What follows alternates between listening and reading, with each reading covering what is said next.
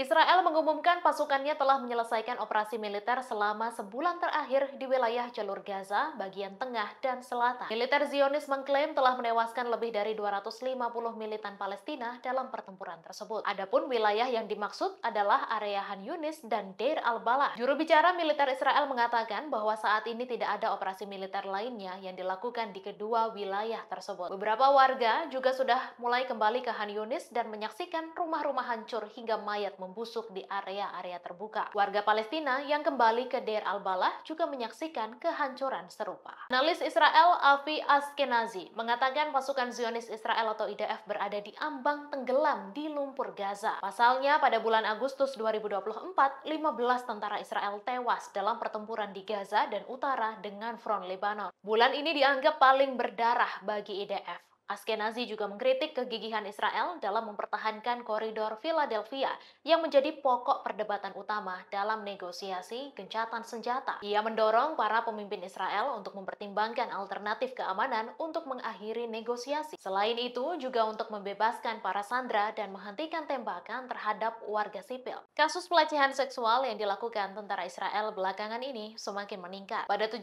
Agustus 2024, seorang wanita Palestina mengaku mengalami pelecehan seksual oleh tentara Israel saat berada di pos pemeriksaan Hebron tepi barat. Awalnya ia dicegat tentara Israel dan diminta membuka tas. Namun tak hanya itu, tiba-tiba tentara tersebut melepas bagian celananya. Wanita itu lantas terkejut dan berusaha melarikan diri. Ia kemudian melaporkan kejadian tersebut pada pemimpin masyarakat setempat, Bassam Abu Aisyah. Namun kedatangan Abu Aisyah justru mendapat ancaman oleh petugas administrasi sipil Shadi Shubas. Shubas menuduh Abu Aisyah dan wanita tersebut berbohong atas kejadian itu. Sementara itu, wanita Palestina ini mengaku mengalami trauma mendalam akibat kejadian tersebut. Setelah Spanyol, Irlandia, dan Norwegia secara resmi mengakui negara Palestina, kini satu lagi negara Eropa menyatakan segera mengakui negara Palestina yang ditentang Israel. Negara Eropa tersebut adalah San Marino, sebuah negara terkecil di dunia yang dikelilingi oleh Italia. Menteri Luar Negeri Republik San Marino, Luca Beccari, menegaskan negaranya akan mencabut perwakilan diplomatik Palestina. Ia menekankan perlunya menghentikan perang genosida di jalur Gaza dan terus menekan untuk mengaktifkan koridor kemanusiaan. Langkah San Marino ini terbilang berani mengingat ancaman hukuman dari Israel pada negara-negara barat yang mengakui keberadaan negara Palestina. Seperti pada awal Agustus ini, Israel menghukum diplomat Norwegia karena mengakui negara Palestina.